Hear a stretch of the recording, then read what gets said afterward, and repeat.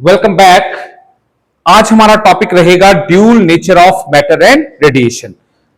देखो, बहुत इंटरेस्टिंग सा ये टॉपिक है और एक और बात आप देखेंगे कि आप इसमें एक नई चीज देखेंगे कि हमारा जो यूनिवर्स है वो किस चीज से मिलकर बना होता है और उसके पास कौन सी नेचर होती है।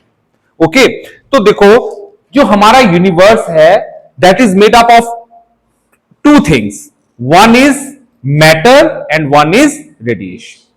मैटर जो आपको दिखाई देता है, फॉर एग्जाम्पल प्लैनेट्स, आपके स्टार्स, मून, सन, गैलेक्सीज, मींस जो भी चीज आप फील करते हैं, जिसको आप देखते हैं, which occupy space, that is called matter.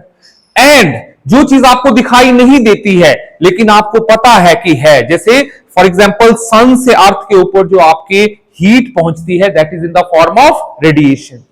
तो हमारा जो यूनिवर्स है वो दो टाइप की चीजों से मिलकर बना है, one is matter and one is radiation. As you know, matter को हम फील कर सकते हैं, मींस मैटर जो होती है दैट ऑक्युपाई स्पेस, एंड जो चीज स्पेस को ऑक्युपाई करती है that is made up of particles. वो किससे मिलकर बनी होती है? पार्टिकल।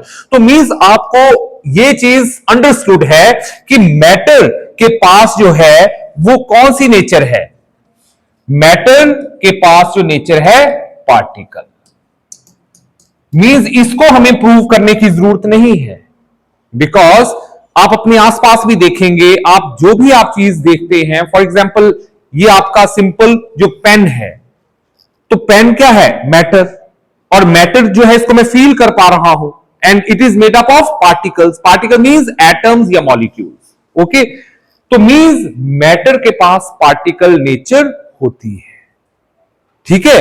और इसी प्रकार अगर बोला जाए, मैं एक आपको बोल्ड कॉन्सेप्ट दूं, बोल्ड कॉन्सेप्ट मतलब जो आपने अभी तक नहीं सुना है, या आप उसको बोलेंगे ऐसा कैसे हो सकता है, तो मैं ये बोल दूं कि मैटर के पास वेव नेचर भी होती है।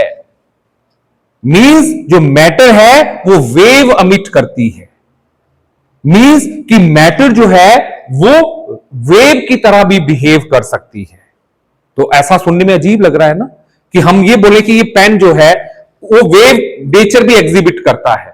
करेगा नहीं, बिकॉज उसका कॉन्सेप्ट अलग होता है। लेकिन अगर आप मान लें कि आपका जो पेन है वो वेव नेचर को भी एग्जिबिट करता है, तो ये बोल्ड कॉन्सेप्ट है ना।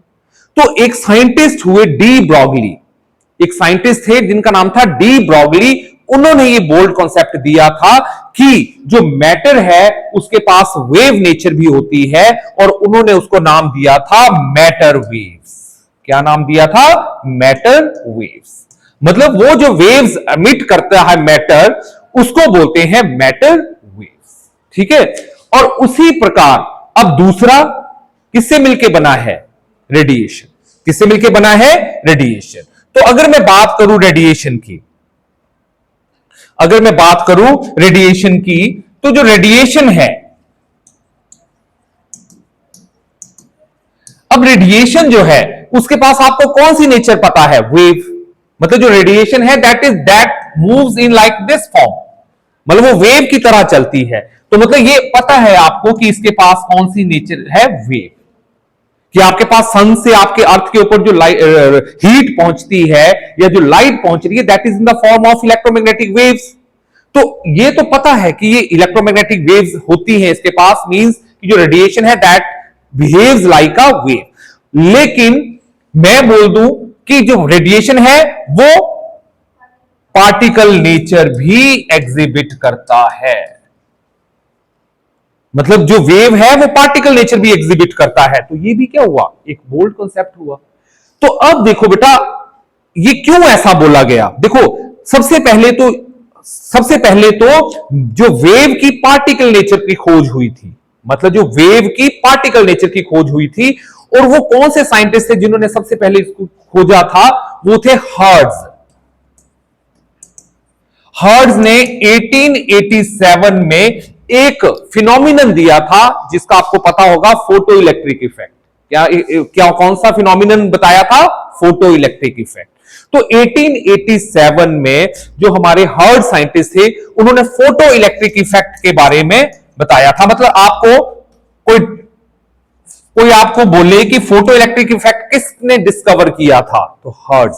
याद रखना साइंटिस्ट का नाम हर्ट्ज। फिर उसके बाद 1900 मतलब 1900 में लिनार्ड, एक साइंटिस्ट हुए लिनार्ड, उन्होंने इसकी एक्सपेरिमेंटल डेमोन्स्ट्रेशन की थी। एक्सपेरिमेंटल मींस इसी फोटो इलेक्ट्रिक इफेक्ट को एक्सपेरिमेंटल सेटअप में उन्होंने बताया था। ठीक है, फिर उसके बाद 1905 में अल्बर्ट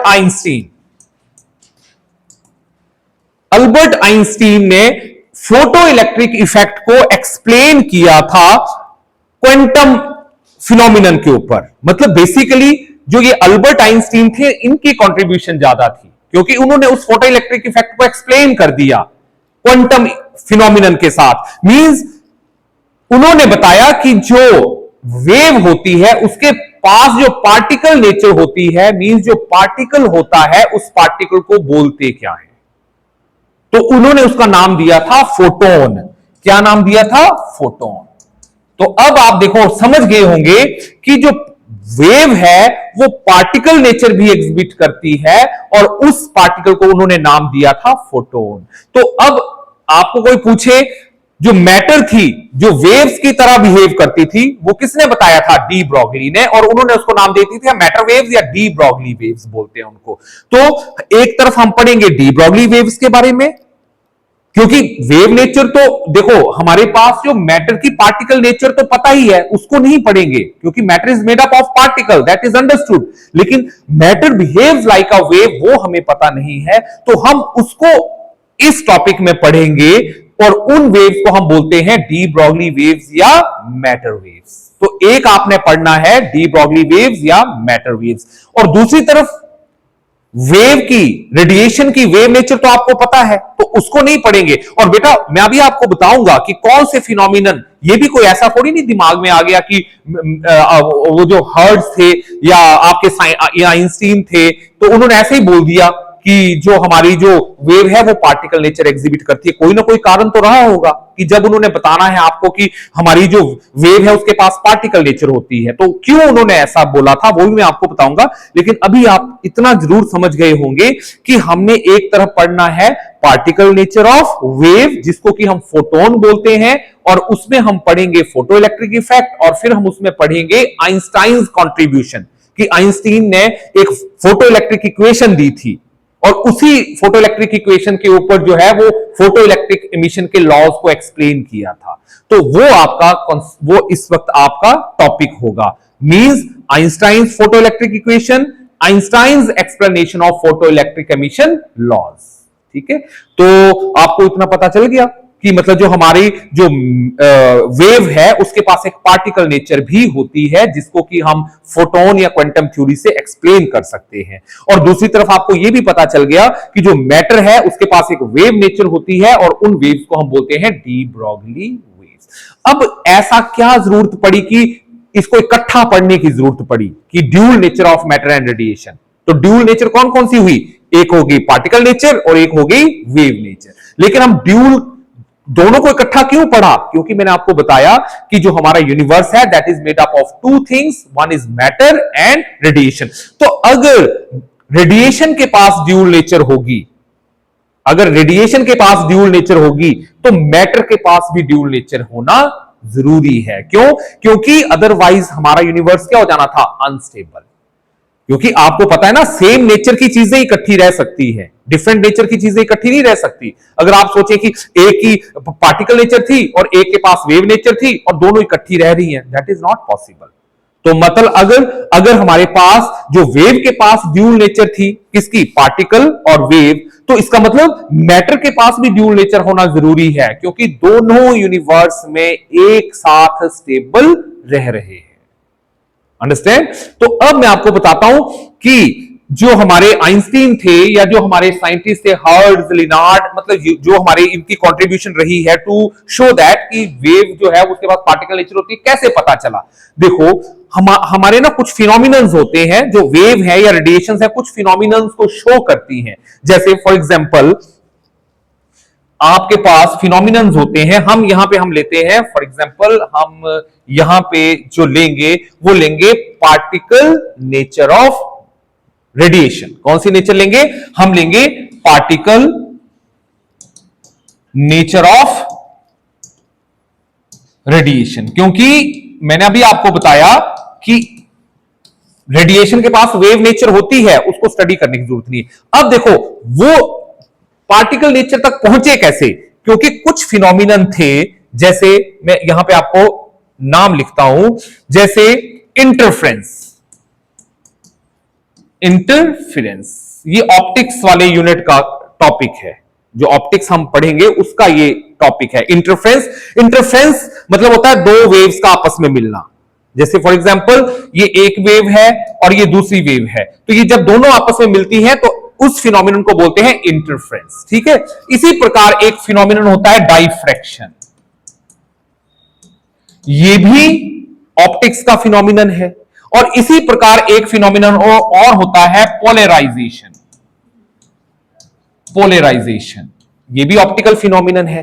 तो ये अगर हम इंटरफ्रेंस, डाइफ्रैक्शन और पोलराइजेशन को अगर हमने एक्सप्लेन करना है तो हमें रेडिएशन की कौन सी नेचर माननी पड़ेगी? वेव। मतलब अगर हमें इन फिनोमिनन्स को एक्सप्लेन करना है तो हमें यह मान के चलना पड़ेगा कि रेडिएशन के पास कौन सी नेचर होती है? वेव। ठीक है, एक और फिनोमिनन भी होते हैं जैसे रिफ्लेक्शन, रिफ्रैक्शन। ठीक है, वो भी हम उसका एक अलग मेथड होता है, मतलब वो एक्सप्लेन हो सकते हैं लेकिन उसमें दो वेव्स आपस में नहीं मिलती हैं, या मतलब दो वेव्स की आपस में इंटरेक्शन नहीं होती है। लेकिन अगर हम फोटो इलेक्ट्रिक इफेक्ट या कॉम्पटन इफेक्ट, मतलब ये भी वेव्स शो करती है, कौन कौन से इफेक्ट्स को? जैसे photo electric effect, photo electric effect, या हम बोल सकते हैं कॉम्पटन, कॉम्पटन इफेक्ट। तो अगर मैंने इन दोनों इफेक्ट्स को एक्सप्लेन करना हो तो वेव नेचर इन फिनोमिनन को एक्सप्लेन नहीं कर सकती है। इन फिनोमिनन को एक्सप्लेन करने के लिए हमें वेव की कौन सी नेचर को लेना पड़ता है? Particle nature. कौन सी नेचर को लेना पड़ता है? Particle nature. और ये बेसिकली होता क्या है? these are the phenomenon where there is interaction between radiation and matter। मतलब वेव का या रेडिएशन का इंटरेक्शन किससे हो रहा है? पार्टिकल से। तो ऐसा तो पॉसिबल नहीं हो सकता है कि रेडिएशन और पार्टिकल का आपस में इंटरेक्शन हो रहा है और मैं उसको बोलूं कि वो वेव नेचर से एक्सप्लेन। तो उसके लिए मतलब रेडिएशन के पास कौन सा नेचर होगा? पार्टिकल। तभी तो पार्टिकल से पार्टिकल इंटरेक्ट किए, मतलब एक पार्टिकल आएगा और एक पार्टिकल निकल के चला जाएगा। ठीक है, ठीक है, ऐसा हो गया ना। तो इसका मतलब इन दोनों फिनोमिनन्स को वेव थ्योरी ने एक्सप्लेन नहीं किया, और इन दोनों फिनोमिनन को एक्सप्लेन करने के लिए कौन सा फिनोमिनन आया? पार्टिकल। और इस पार्टिकल को ही बाद में क्या नाम दिया गया? फोटोन। क्या नाम दिया गया? Photon. Means here photon interact with the matter particle. तो इसका मतलब इसके पास कौन सी नेचर होगी? ड्यूल। मतलब कुछ फिनोमिनन वो वेव नेचर से शो कर रहा है और कुछ फिनोमिनन को किससे शो कर रहा है? पार्टिकल। तो इसका मतलब जो आपकी रेडिएशन है वो दो नेचर एग्जिबिट कर सकती है। एक कौन सा? Wave, that is understood.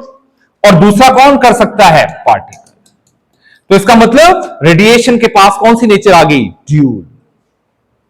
और यही आगे डी ब्रॉगली को इसी कॉन्सेप्ट से जो है वो एक थोड़ा सा सपोर्ट मिला था टू सेट दैट। मतलब उन्होंने एक्सप्लेन पहले तो मुंह से, मतलब एक थ्योरी दी थी, बाद में उसको एक्सपेरिमेंटली प्रूव किया गया था। मतलब थ्योरी तो उन्होंने दे दी डी ब्रॉगली ने कि अगर रेडिएशन ने दो नेचर को एग्जिबिट कर दिया तो इसका मतलब रेडिएशन मैटर के पास भी दो नेचर होनी चाहिए, अदरवाइज तो वो दोनों एक साथ इकट्ठी रह ही नहीं सकती है। तो फिर बाद में बोला गया था कि जब हम बोलेंगे कि ड्यूल नेचर ऑफ किसका? Dual nature of matter. तो dual nature of matter, particle nature तो अंडरस्टूड है, तो लेकिन बाद में उन्होंने बोला कि अगर मैटर रेडिएशन के पास ड्यूल है तो मैटर के पास भी ड्यूल नेचर होगी। ए क्या होगा? पार्टिकल, और ए क्या होगा? वेव। तो पार्टिकल नेचर तो अंडरस्टूड है, तो वेव नेचर को एक्सप्लेन करने के लिए फिर उन्होंने क्या नाम दिया था, जो डी ब्रॉगली साइंटिस्ट थे, उन्होंने de Broglie hypothesis, de Broglie hypothesis, मतलब उन्होंने जो एक matter wave de Broglie hypothesis दी, बड़ा बोल्ड कंसेप्ट था। उस बोल्ड कंसेप्ट में उन्होंने बता दिया कि मैटर के पास वेव्स होती हैं। फिर उन्होंने एक ना वेवलेंथ का डेरिवेशन दिया। किसका डेरिवेशन किया? वेवलेंथ का। मतलब मैटर के साथ जो वेवलेंथ एसोसिएट होती है उसका कुछ ऐसा फार्मूला था H/mv। मतलब ये देखो ना कितने इंटरेस्टिंग, कितने इंटेलिजेंट थे वो, कि उन्होंने पार्टिकल नेचर को तो पता है कि anything that occupies space and have मास वो मैटर ही होता है। तो मैटर किससे मिलकर बना है? पार्टिकल। वो तो उन्होंने नहीं, लेकिन उन्होंने बोला कि ये वेव भी होती है इसके साथ, है ना। और उस वेव के लिए उन्होंने एक डी ब्रॉगली हाइपोथेसिस दे दिया। फिर उसी डी ब्रॉगली हाइपोथेसिस से उन्होंने एक डेरिवेशन की थ्योरेटिकल, तो उसमें बोला कि लैम्डा H/mv जो है वो एक वेवलेंथ, जो डी ब्रॉगली वेवलेंथ होती है वो इसके बराबर होती है जो मैटर की वेवलेंथ होती है। फिर उन्होंने वो क्या किया ना, एक इलेक्ट्रॉन के लिए लिया। इलेक्ट्रॉन को क्या मान लिया? पार्टिकल। इलेक्ट्रॉन क्या है? पार्टिकल है ना, क्योंकि इलेक्ट्रॉन का क्या होता है? मास। फिर उन्होंने इलेक्ट्रॉन को अगर वेव की तरह ट्रीट किया तो उसके बाद फिर उन्होंने उसको यहां पे एक इलेक्ट्रॉन के लिए वेवलेंथ निकाली, और फिर बाद में साइंटिस्ट आए, उन्होंने उसको एक्सपेरिमेंटली उसको क्या कर दिया? प्रूव कर दिया। तो बोलने का मतलब है कि हमारा जो यूनिवर्स है it is made up of two things, matter and radiation, and if radiation have dual nature, matter must have dual nature। और जो रेडिएशन की ड्यूल नेचर थी वो थी पार्टिकल एंड वेव। और वेव हमें पता है, पार्टिकल हमने पता कर ली कैसे? फोटोइलेक्ट्रिक इफेक्ट से। और उसके बाद फिर हमने जो मैटर था उसकी हमें पार्टिकल नेचर पता है, और रेडिएशन नेचर को कैसे पता किया? By the D Broglie hypothesis. तो हमारा जो आने वाला लेक्चर्स रहेंगे वो ये रहेंगे, एक रहेगा फोटोइलेक्ट्रिक इफेक्ट स्टडी करना है, टू शो दैट कि जो रेडिएशन है उसके पास कौन सी नेचर होती है? Particle nature. तो हम फोटोइलेक्ट्रिक इफेक्ट पढ़ेंगे, आइंस्टाइन्स फोटोइलेक्ट्रिक इक्वेशन पढ़ेंगे, and explanation of laws of photoelectric effect on the basis of Einstein's photoelectric equation. ये एक पोर्शन हो गया। दूसरी तरफ जब हम वेव नेचर ऑफ मैटर पढ़ेंगे तो उसमें हम पढ़ेंगे de Broglie wave, de Broglie hypothesis and de Broglie wavelength. Okay? Subscribe and share for more amazing physics content, and press the bell icon to never miss an update. Subscribe and press the bell icon for more from Pahadi Physics Guru.